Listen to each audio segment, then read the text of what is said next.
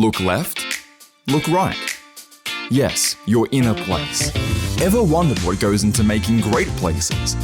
Join Jeff and Matt as they speak to placemakers across the globe and have a chat about what goes into creating the workplaces, communities, hotels, restaurants, civic spaces, even cities that we all use on the daily.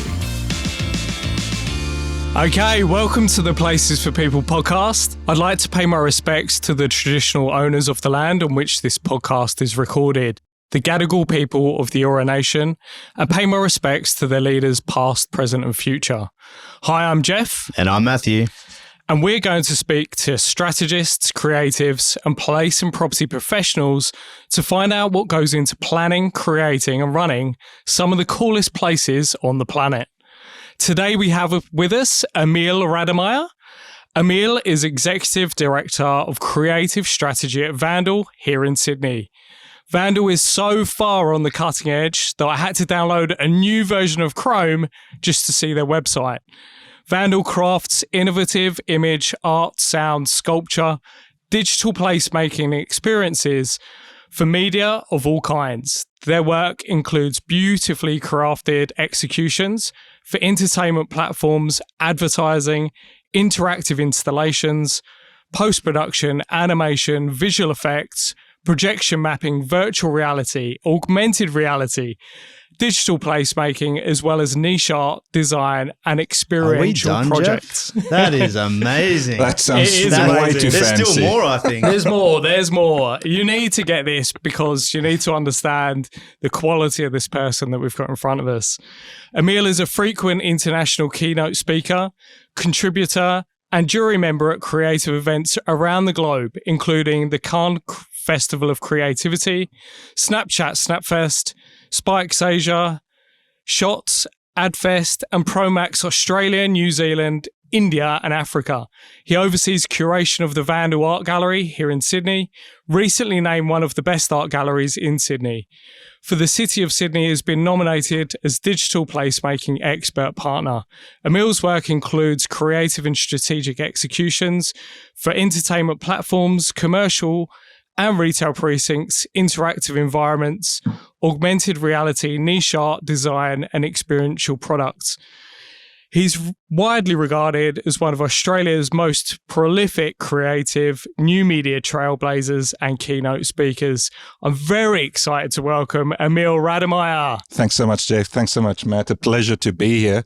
Don't know who this guy is, but he sounds pretty fancy to me. I'm super happy to meet him, that's for sure. I know. No, it's thanks very, so much. very impressive. Thanks for having me. Emile, each episode we start by asking guests to paint a picture of their favourite places, either near or far. What place holds a personal spot in your heart? Yeah, that's a great question. I'm from South Africa originally, and I moved to Australia about 20 years ago. And as a kid, we would go to a national park in South Africa called the Kruger National Park. It's the biggest national park in South Africa. It's about 20,000 square kilometers. So if you put it in context, it's about the size of Israel, or it's about a third of Ireland. So it's quite, wow. It's very large. But I guess it is just, it's raw, it's nature. It's kind of one of those places where you realize you're actually quite small in the big scheme of things, and that there's a world outside technology and computers and work and all of that. So if I go there, I guess it makes me feel humble. It makes me feel small. It makes me feel connected to the earth, because you kind of see this ecosystem that happens in nature that is devoid of human interaction, and it just works. And I love that. That's my favorite place, Kruger National Park in South Africa. Yeah, beautiful. Is it? It sounds dangerous to me, just from an outsider's perspective. But I'm like, are you wandering around in between like lions and tigers and stuff? Or Absolutely. So it's a national park. So there's lions, there's elephants, there's hyenas, there's wild dogs, there's all sorts, the big five, if you can call it that. How it works is there's camps scattered throughout the national park that you can stay in, overnight in, and then you can drive in your own car through all the roads and see if you can spot the animals. There's guided tours, and yes, you can go walk with a tour guide as well, which we did, and we had to run from the elephants. But I'm here to, I've survived the elephant ordeal, and I'm here to tell my story. So yes, it is dangerous, but just got to stay in your car. Yeah. Otherwise, when you'll you be in talk danger. campsites, are we talking gated campsites? I think of Australian campsites, and it's pretty open to the wild. Just talk us through that. Yeah, so I guess you get the whole variety of that. You get gated camps, you get glamping in tents, or you just get raw in nature in your tent with not really anything around it. But that's the magic of it. Yeah. I feel that's how you immerse yourself in nature, and that's what you want when you go there. To me, it's not about having this luxury experience. To me, it is just going raw and into nature. I think I'd stick with the glamping personally. Yeah. I do like the glamping though. Yeah, absolutely.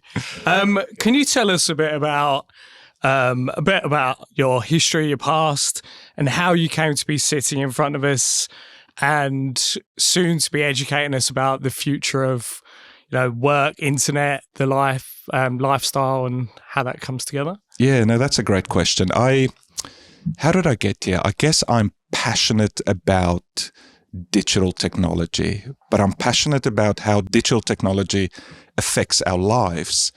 And over the 20, 30 years that I've been in the working environment, I've seen how digital technology is becoming bigger and bigger and bigger and more integral to our lives. And I think for me, it can very easily be destructive, digital technology. For me, my real passion is to use digital technology to be able to foster human connections, foster relationships. And how do we use digital technology to connect to each other rather than isolating each other in front of our computer screens? I started working in advertising back in South Africa. My uncle was in advertising, so he introduced me to the world of advertising. And from there, I went into television. Back in the day, the internet was really crappy. And I thought, well, television is the way to go. Internet speeds were slow, dial-up modems, all of that. So I went into television, moved to Australia, got into advertising. And yeah, from there, I've just been really passionate about following technology and see what that does to us as people, and how can I contribute to making it a positive experience rather than a negative experience. Were you a creative kid, or were you more of a sciencey, nerdy kind of I was a nerd. Because it feels like there's like digital technology speaks to me like more of a maths and science nerdy kid, but also advertising is obviously very creative. Yeah, absolutely. I wouldn't say I was a creative kid. I was a teacher's pet. Yeah. I was that goody two-shoes that would wait at the car park for the teacher to come and grab the suitcase to carry it to the class. So I guess I always wanted to please people, but I never saw myself as artistic or creative. When I was really good at athletics, and when I turned around 15, 16, I thought, well, I have to rebel against something. So I rebelled against sport and said, I'm not going to do sport anymore. This is at school. I'm going to sit in the art class. The teacher in the art class, well, if you don't want to do sport, just come and sit here. So I sat, and, there's nothing to do. So I guess I'll pick up a pencil and I'll start drawing. And I guess that's the first time I realized, I've got an artistic bone in my body. Not saying that being artistic is creative, but from there, I guess the world of art got sparked inside my heart, and I started investigating art movements. I then took art at school. I then studied digital graphic design afterwards. So it was that humble act of rebelling against sport that made me end in art class and then follow my newfound passion, which was art and creativity. Amazing. So we've all heard about the metaverse. Well, most of us have heard about the metaverse, but given most of us haven't actually experienced what it is and what it means, can you explain in your words, I suppose, to us idiots, if there's a better word for putting it, what the metaverse is? Yeah, great question. And I hear that all the time. I've done a lot of research. I've been lucky to talk about the metaverse all over the world. And in a nutshell, no one knows what it is. No one knows what the metaverse is. And Amazing. I don't feel left out. I don't know what it is. I don't know why you've got me here talking about it. The metaverse is emerging. So it's not a place and it's not set. Think of it like the internet. It's an environment. But to describe the metaverse, it is really three things that's coming together. It's the physical world, it's the digital world, and it's the virtual world. And by bringing those three things together in a decentralized manner, blockchain technology, we are creating this new immersive or interactive world where we are spending our time in. And this immersive world is now getting the name of a metaverse. Now, meta just means beyond. So if you think of us in the physical universe, the metaverse is beyond the physical universe. It is what's next. And with the rise of digital technology, we are spending more and more time online. In fact, I'll challenge you and say you spend more time online than you spend offline. You are really only offline if you sleep, in my opinion, because you have your mobile phone with you all the time, which means you're online. You're in front of your computer, which means you're online. You're watching Netflix or social media, Facebook, Instagram, you're online. So you're more online than you're offline. Hence, this new digital world is becoming bigger than the normal physical world. And that's really the metaverse, beyond the universe, the next verse, digital, physical, and augmented or virtual worlds coming together. Yeah, it seems funny because I actually, in one breath, I feel scared by hearing you say that, like we're online more than we're offline. But also when you go into the detail of it, yes, I've got my phone with me. Yes, I'm working on my laptop. Yes, I watch Netflix. That's just my day-to-day life. That doesn't actually seem that scary. Yeah. So I'm a bit like, okay, yeah, I can deal with that rather than, oh my God, I'm going to be sucked into the internet and, live my life with 3D glasses on or whatever. Yeah, and in some of the talks that I do, not that I like quoting statistics, but there's a great statistic that say this year, or people spend 1 billion years online this year alone. So us as humanity will spend 1 billion worth of years online this year alone.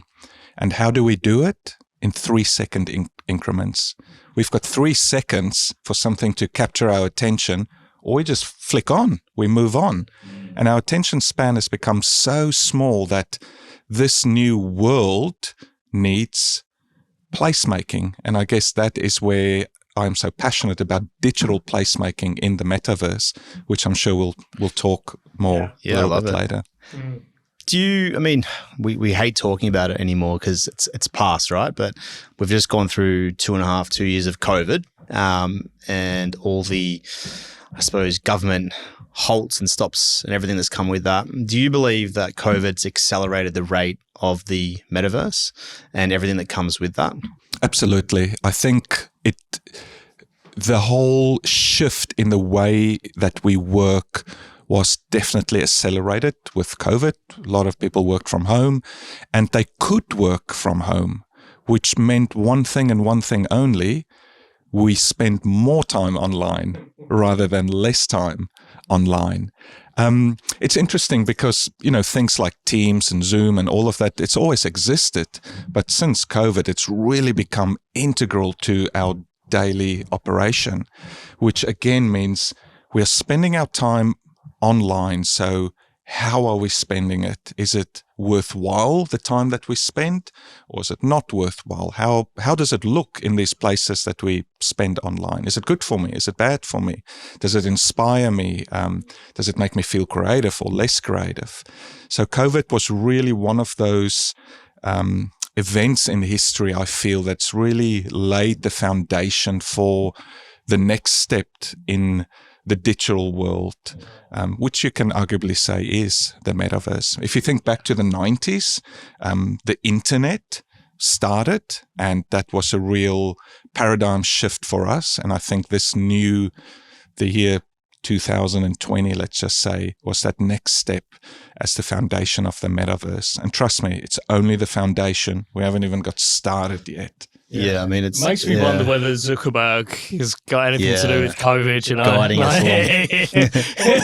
He's guiding us down that path, right? That's interesting. The guy is onto something. He's obviously built an empire. You can love him or hate him. Everyone's got their different opinions, but he's built an empire. And he feels so strong about the metaverse that he's changed his empire's name to represent that, to Meta. For the listeners that don't know, Facebook changed their official business name from Facebook to Meta. He is spending billions of dollars a quarter on his metaverse projects, and he's losing $1 billion a quarter on his metaverse projects. But he believes that that is the future, and he believes that if he stays stagnant and do nothing, the world will run past him and he will lose his empire. Oh, so someone needs to look into him, like COVID Zuckerberg. I'm just putting it out there. Conspiracy theory, Jeff. Yeah? Well, that's if you think they went to the moon. Look, the flag wasn't waving, but let's get back on topic. So you spoke briefly around blockchain. We've also heard the terms NFTs. So these are terms that have been thrown out there over the last few years. How do you feel they'll play a role in the future with the metaverse? And do you feel we're going to use them as a basis and continue up? Or do you feel that's going to be sort of the standard? Yeah. Two words that is really important to define, and that's blockchain technology, and that is NFTs. And there's a lot of confusion in the market what it means. So I think it's a great opportunity just to explain to the listeners what is blockchain technology, and then separate to that, what is an NFT. And I won't do any tech talk, mumbo jumbo jargon. I'll keep it really simple. Yeah. So blockchain technology just means it is a decentralized network. Think of it as a network of computers all around the world, but it's not owned or managed by a central authority. Blockchain is not Bitcoin, and Bitcoin is not blockchain. Blockchain is the network of computers that works like a peer-to-peer system that validates transactions. Great example would be if you use your credit card, Visa, or MasterCard, Amex, and you make a purchase. The moment you make that purchase, somebody needs to tell the shop that you've got that money in the bank account. So that signal or question goes to a centralized authority, MasterCard, Visa, Amex, and they go, yep, guy's got credit on his card, the transaction can happen. So that's centralized technology. Decentralized technology or blockchain technology means there's no central authority. No one owns it because everyone owns it. So if you use a cryptocurrency like Bitcoin, there's no central head office somewhere that validates that transaction. It's the network of computers that validate that transaction. It is an open digital ledger. So you can go back to the year, not sure when Bitcoin started, 2009, and look at every single transaction. Yeah. And it is immutable, which means you can't change it. It's free for all, and it's immutable. So that's blockchain technology. And that's really the framework that this new decentralized world, cryptocurrency, metaverse, NFTs, etc., operate on. Second to that is let's chat NFTs. And you're right, a lot of people has heard this word NFT this, NFT that, NFT art, but what is an NFT? It stands for non-fungible token. And then people go, what? Fungi, mushrooms? I like mushrooms. It's all good. But let me explain what a non-fungible token is. It means it can't be swapped for something else. Something that's fungible is like our money. I give you a $10 note and you give me another $10 note back. It's fungible. Or I give you a $10 note and you give me two $5 notes back. It's fungible. It's the same thing. But non-fungible is a unique one-off item. The Mona Lisa, for example. I can't pay in the Mona Lisa and you give me change of half the Mona Lisa back because it just doesn't work that way. It's non-fungible. You can't swap it for something else. It is unique.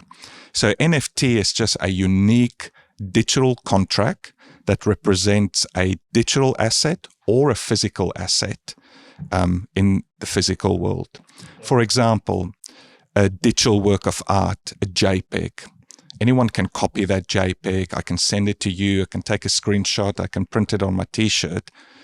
But no one owns that JPEG because you can just copy it. But an NFT now creates a digital contract for that JPEG, which means now that JPEG, no matter how many times you copy it, that JPEG is now owned by somebody. It gives you digital ownership of that. And you go, well, who would pay for a JPEG? Well, recently digital artist Beeple sold his Instagram feed. If you're not familiar with Beeple, he's a digital artist. He had this project called The First 5,000 Days, which meant every day he put a JPEG, an image on his Instagram feed, and then he sold it off. So then I always ask people, well, how much would you pay for a JPEG? How much would you pay for a JPEG? Oh, I'm just thinking about how much money I could make off a JPEG. Well, I'll tell you. Probably not that much. I'll tell you how much $2 somebody paid for his JPEGs. They paid $69 million US dollars for his JPEGs to own that. Now I can go to his Instagram feed. I can screenshot it. I can look at it. I can send it to you, but I don't own it. So now, does that mean if you did do that, then he's got legal rights to sue you in layman's terms? Yeah, the owner of that NFT, the digital contract, says that person is the owner of these 5,000 images. So sure, if I now go and take a screenshot and go sell it, he can say, well, that's my digital good. Is that recognized in, I don't know, like universal law, copyright law, for example? Yeah, well, if you think of a contract, you sign a piece of paper, and that is now the contract for your, let's just say, a property that you've bought. An NFT is just a digital contract. So rather than that physical contract sitting in your filing cabinet or in your solicitor's filing cabinet, that digital contract is now sitting on the blockchain, which means anyone can view it, anyone has access to it, and it's immutable. It can't be changed. It's amazing. So yes, Is there royalties? Like, can you get paid royalties from an NFT? Yeah, great question. So what does the contract say when you purchase it?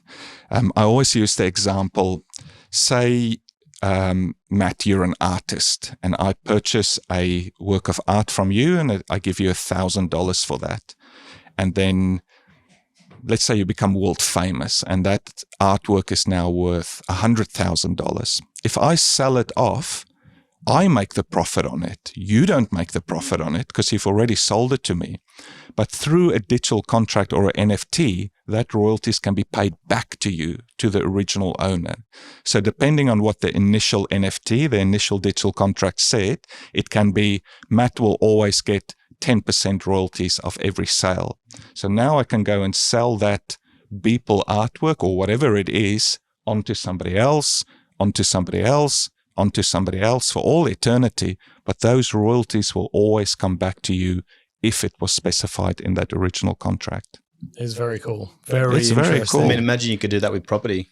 Imagine you could do that with property. That is the best question. For the listeners that has bought a property before, you ask for the contract and you get this reams of paper that's been faxed all the way to, depending how old the property is, the 1900s of stamps in pounds and sewage diagrams that no one can figure out anymore because it's just been copied so many times. So doesn't that show to you a physical contract really is void in terms of the contribution a digital contract can make? So yes, that property, maybe the builder gets royalties all the way back, or maybe all those information is now on a digital ledger rather than a physical ledger. So yes, absolutely. Amazing. I mean, this sounds like a bit of a redundant question given all of the information that you've just given us, which is fascinating. But why do you think it's important for companies out there today that aren't looking at the metaverse currently? Why is it important for them to understand it? Because I think there's a lot of people that are probably hearing the term, not really knowing, but probably thinking, I need to get some more information here. I always think back of when the internet started, and I was lucky that I guess I grew up in a time where I didn't grow up with the internet, and I saw the beginning of the internet and the rise of the internet and where the internet is now for us. So I always say, people, think back to when the internet started. I was about 16, 17, and I remember a friend at school said his dad got the internet. I just didn't understand what that meant. Well, what do you mean? Okay, so it's a computer and I dial up and I can go and talk to somebody else across the world. Okay, don't understand it. How does it work? You use a browser. Never heard that term before. What is a browser?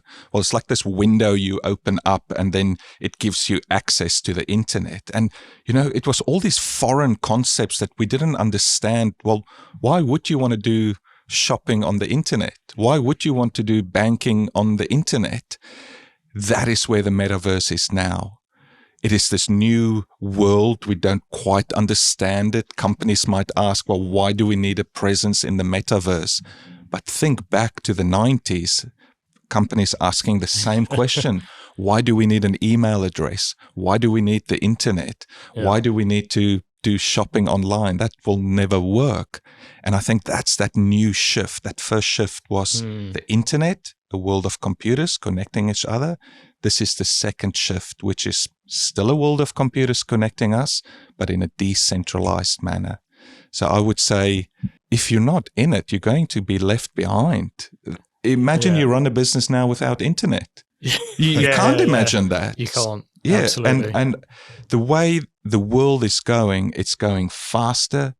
It's going digital. Tomorrow's news is outdated. Today's news is outdated tomorrow. Your Instagram story is only worth 24 hours. The world is moving at an incredible pace. And I feel that I'm confident that blockchain technology and this new world we're creating, let's call it the metaverse, is the future. Talk us through real estate within the metaverse, because there's a lot of discussion right now around owning a part or owning, something physical, which is not physical, in the metaverse. We grew up in a physical world and the digital world was introduced to us. So for us, it's quite foreign. Why would you want to buy something digital? And I hear this term a lot, that doesn't exist. Now look at the current generation. They grew up, or they are growing up in the digital world. For them, it's digital first, physical second. I'm seeing that the new generation are putting more value in digital items than in physical items. If you want to purchase something, I'll buy a digital garment or a digital skin for my Fortnite avatar rather than a physical item. So digital items is definitely getting more and more valuable, and with that comes real estate. Funny enough, Snoop Dogg is big in the metaverse, and he is in a metaverse called the Sandbox, and he's built his digital party house in Sandbox. And there's people that's now purchasing the properties around Snoop Dogg's for $50,000, $100,000, $1 million. People are adding value to these digital environments. It's like think of a normal physical auction here in Sydney. Opening bid, let's just say $1 million. 1.2 million. Another person, 1.3 million. Another person, 1.4 million. In the end, the price is what people think the property is worth, because that's where it stops. Exactly the same for the digital. If you think that pixels are worth $1, it would go for $1. If you think if the market think it's worth 50,000, go 50,000. If the market think it's millions, it goes for millions. I mean, it definitely would make moving house a lot easier, which makes me happy, having moved a fair few times. But I guess you wouldn't want to move next door to Snoop Dogg and then he moves house. Yes, exactly. It'd leave you a bit devoid, wouldn't it? Oh, I'd love to move next to Snoop Dogg. With buying real estate in the metaverse, do you get to meet him? Well, his avatar, sure. Of course. Yes. Yeah, amazing. You're telling him, put the bins out, Snoop. Yeah, let's put the bins out. Recycle can. Yeah. What do you think the metaverse will do to the future of work? Because I've seen, some very awkward meetings happen in the metaverse where you've got these kind of avatars bobbing around the boardroom table, which seems a bit rudimentary. What do you think will happen there from a from a world of working perspective? A lot of us are spending arguably our whole day or a big part of our day working, and that is online. So how is that online space that you are spending your time in? How does it look like? Does it make me feel creative, or does it stifle my creativity? I get the comment about the metaverse. It's rudimentary, it's blocky, it looks a little bit crappy. Absolutely. Remember the internet in the 90s? Remember how crap it looked like? We look back at it now and there's this little animated GIF blinking and a page that takes 2 minutes to load. That's where we are with the metaverse. It's only the start of it. So yes, we are defining this new space. Is the metaverse, I put virtual reality goggles on? No, absolutely not. Metaverse doesn't exist yet. We are still building it. And as we spend our work life in the metaverse, as we spend our personal lives in the metaverse or online, as we spend our entertainment lives on the metaverse, all those spaces needs to be defined. And that is really where placemaking comes in for me. Who is creating those spaces? Are we just letting somebody else create it and we just accept it for it is? Or are we helping create those spaces? And I think with blockchain technology, again, no one owns it. So everyone owns it. So what it is just really what you make of it. So it's not a sit back and let's see what Mark Zuckerberg does. It is let's all of us get involved and let's define that workspace in the metaverse or that entertainment space in the metaverse. Let's define it for. It's really interesting. So how do we ensure we keep the aspects of humanity that are, I suppose, vital to our society when growing in the digital future? We can see it a lot. I mean, you can just walk out the street and you see people with their back hunched over, looking down at their mobile phones, completely locked out of reality and locked into digital reality. Is that good for people? I would say probably not, because you are missing out on the real world, the physical world out there, while you are consumed in this digital world, aimlessly scrolling through Instagram to see if you find something of interest. Look at teenagers and I guess the impact that social media can have on them in their teenager years. Is that good for them? I would say probably not. So again, how do we use this digital technology to foster positive human connection rather than foster negative human connection? And the opportunity is ours because, again, in a blockchain world, everyone owns it. Everyone can make a difference. So it is up to us, Matt. It is really up to us. I don't think this is the time in human history for us to sit back and let somebody else take the reins. I think it is up to each and every person to create that digital space where we connect with people rather than disconnect with people. We've never been more connected in life, yet we have never been more disconnected in life. It does worry me. You know, you see, for example, like a Facebook comment feed and people say things to each other that they would never say in real life. Absolutely. Or you'd hope they wouldn't. Yeah. And yet in this digital world, they feel like it's okay. And that's what kind of does worry me, is that if you've got people taking that attitude but then magnifying it into all aspects of their life, you know, what do we do to break that and to, you know, make people as conscientious as they are in the real world, in that digital world? I think it's about ownership. I think you can get away with those Facebook comments by making a bogus profile that no one knows who you are. So you're a big shot behind your computer because there's no responsibility on your end to take ownership of your comments, because you just fire it off and you close your laptop, you throw a bomb and you walk out. With blockchain technology, I guess and NFTs, it's about ownership. So it comes down to someone or something. And I would say it's a time for us to take ownership of the digital technology and then make it for the better, which is exactly the same as placemaking in the physical world. We or companies or councils take ownership of a space, and they are redefining that space as a space where people want to spend time, and it is there for them to connect with people, and it's there to foster a positive human interaction. Exactly the same for the digital space. Let's create digital environments where people want to spend their time in. It is good for them, and it fosters good human interaction rather than bad ones. In your opinion, if you had to say there was one thing or one consideration for successful placemaking in the future, what would that be? If I drill down to the core of humanity, it's about love.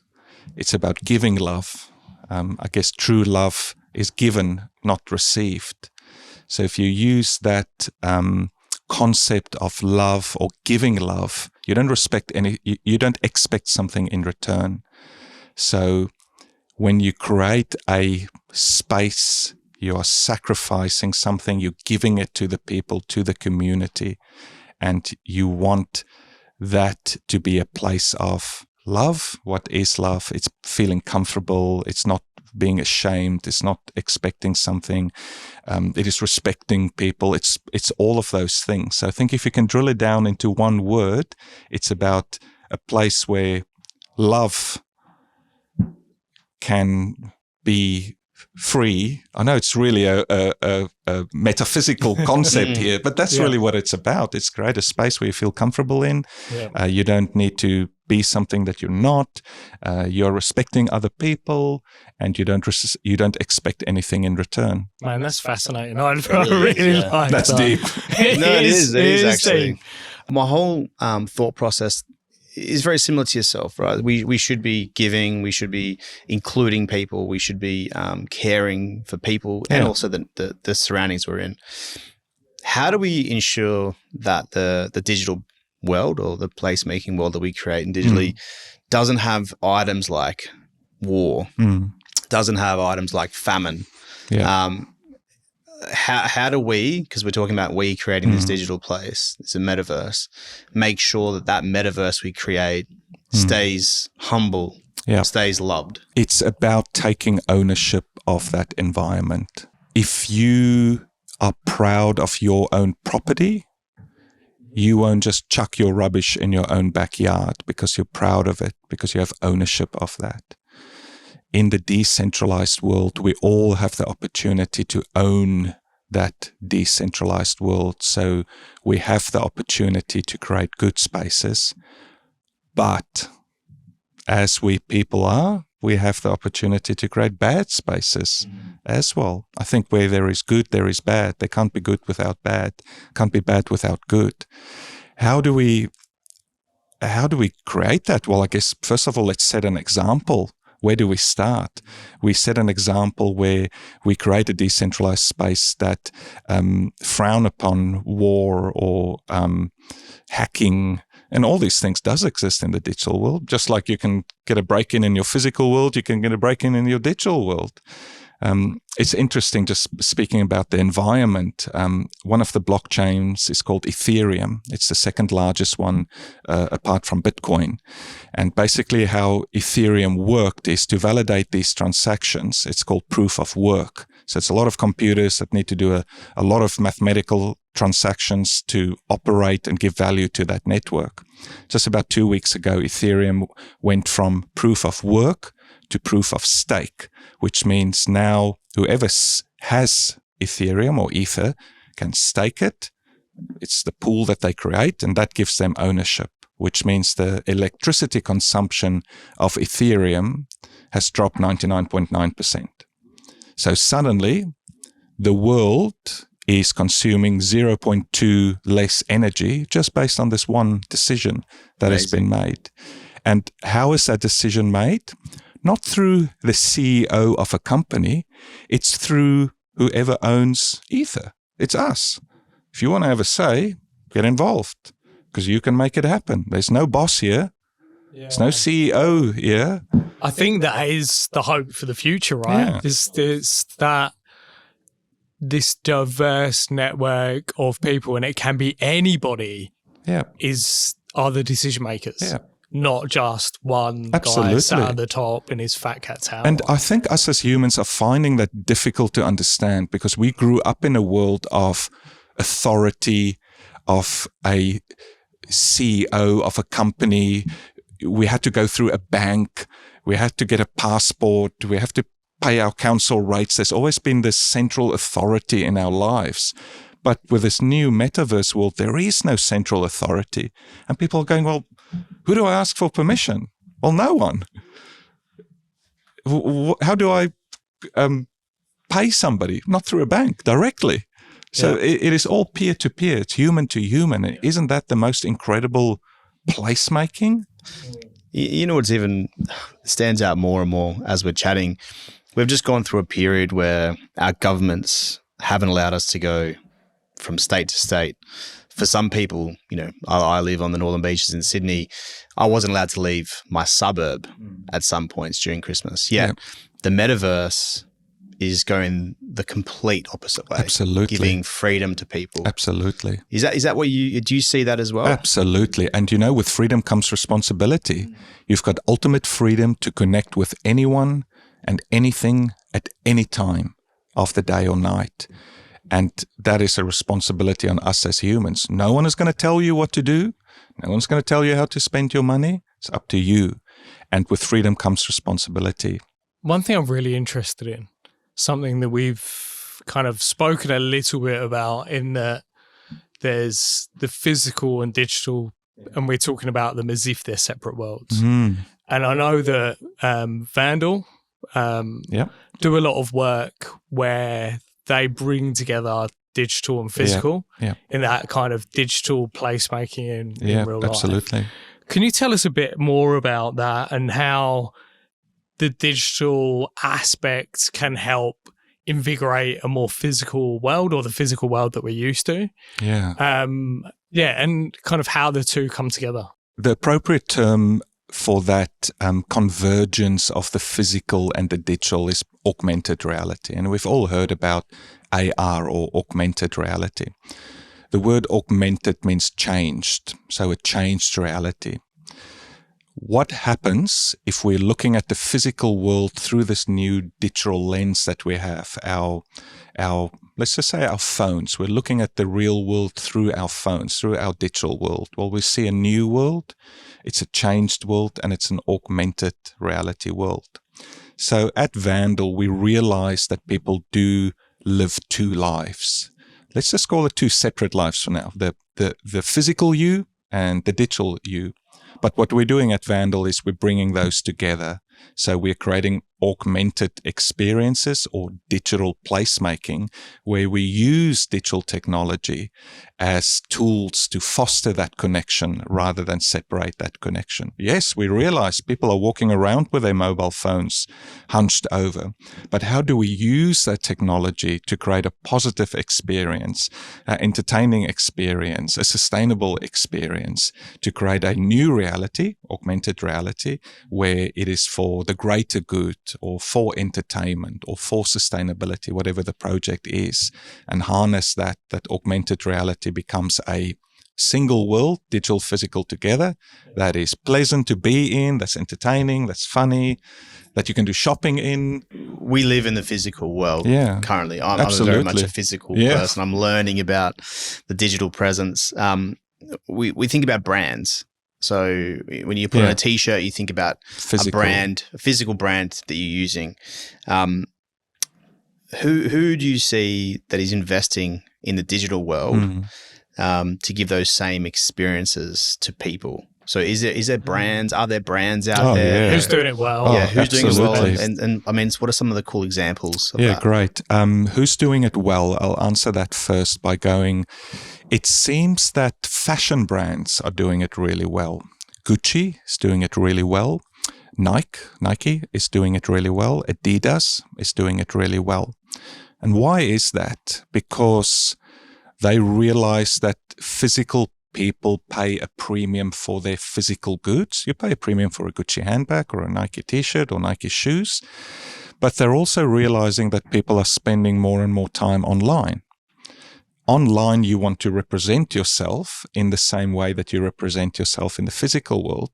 Take a handbag, for example. If I just want a bag to stuff my things in, I just get a tote bag, $2 from Cotton On. Just chuck my stuff in there. And it's functionable. I can carry my stuff in it. Yep. So why do I buy a Gucci handbag? Well, it makes me feel good. I mean, it's a beautiful work of art. I can carry it with me. I like it. It makes me feel good. Maybe other people recognize that I have it. Makes me feel good. Exactly the same. Me, the digital avatar in the online world, wants to represent myself well to the other digital avatars there. And how do I do it? Digital Nike shoes, digital Adidas, digital Gucci handbags. They all exist. You can go buy them now. I own them as an NFT. I can sell them on as an NFT. What does that mean? It means that these brands are recognizing you are spending more time online. And they are literally just transferring their experience in creating physical goods to creating digital goods and for people to purchase that. Are they just transferring what they do offline online, or are they doing weird and wonderful stuff? Because obviously the metaverse is a lot freer. Yeah. If you want a handbag made of live snakes, then I guess you can have that, right? Well, yeah, a great comment. You can do anything in the metaverse. So yes, you can have live digital snakes in there. And it's a great space that we're in, because you have on the one world this space where you can do anything. But just because you can do anything doesn't mean you should do anything. And sure, there's there's really unique works of art that people purchase as NFTs. There's a Bored Ape Yacht Club. There's crypto kittens. There's all these strange things that people add value in. But in the same world, there's the Gucci Horsebit 1959 traditional handbag that you can now purchase a digital copy of. So amazing. I think it's still finding its place. Is the metaverse just a digital copy of the physical world? No. Well, I hope not, because I can't wait to have my avatar at 6'6". Yeah, and just see what the air's like up there. Because coming from a 5'8" person, it's really humbling. And it's interesting. Games like Fortnite, people might know of Fortnite, or for the younger audience, Roblox. Their user base are growing and growing and growing, so much more that Fortnite is not just a game anymore, but it is where Marvel can launch experiences, or where musical acts can create concerts, because the audience isn't limited to the Sydney cricket ground. The audience can be anywhere across the world. And again, there you are as an avatar at the concert. Do you want to buy the t-shirt at the concert? Sure. I'll buy the t-shirt because it makes me feel good. Yeah. There's your digital transaction right there. It's insane. It really is so interesting. The insanity is the three of us that's sitting here, we didn't grow up with the internet. Yeah. But the new generation grew up with the internet. There's no non-digital life for them. The first thing kids do is they grab an iPhone and they know how to unlock it, or they press the button, or they look at it. They grow up in this digital world. So for them, this is not foreign. It's foreign for us because we didn't grow up digitally, but for them, they grow up digitally. So it's natural for them. Yeah. I mean, this has been amazing. Honestly, Emile, I think I've learned more in this session than I've learned ever around digital. I don't know nothing. I've only scratched the surface. Really, that's amazing. There's just so much here to explore, and I guess that's why I'm so passionate about it, and I talk to people about it, because I realize I don't know nothing, but I just know where it's going, and I want to educate people on that. Super cool. We always finish with 3 quick fire questions. The I think I've gone Unfortunately, off it is. script. Matt's gone off script Yeah. and already used up the first quickfire question. So I'm going to skip straight to the second one, which is, what's the coolest thing you've ever seen in placemaking? Be it physical or digital. Yeah, I guess I'm a sucker for that physical and digital convergence. I love immersive experiences. For some reason, I love lasers. So I love it when there's immersive musical acts that use lasers. It's really hard for me to define it to one experience, but I think it is when art, music, and digital technology come together in a physical space.